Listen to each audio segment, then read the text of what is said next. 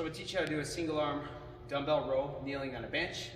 First you're going to have your weight near the bench, and then you're going to kneel.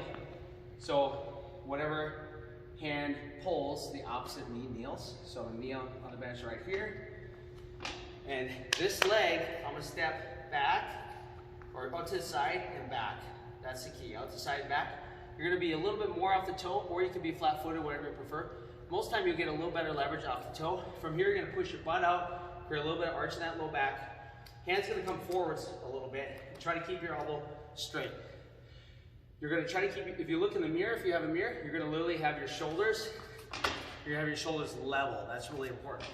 So shoulders are level, and also one more thing that's really important, your shoulders have to be higher than your hips. So my shoulders are higher than my hips. That's a really, really important point. This is probably the most commonly performed exercise wrong.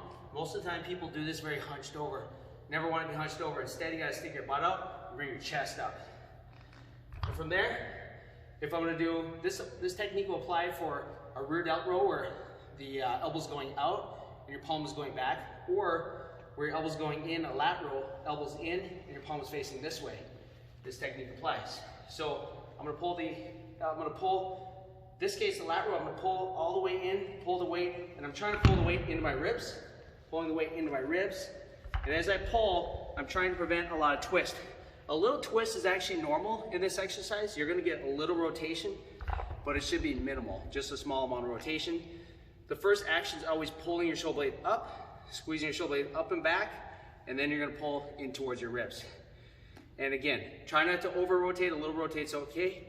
And with the palm other position, you're still pulling. Instead now, when you do a lat row, you're gonna pull a little more back towards your ribs. Here, you're gonna pull a little higher towards your ribs.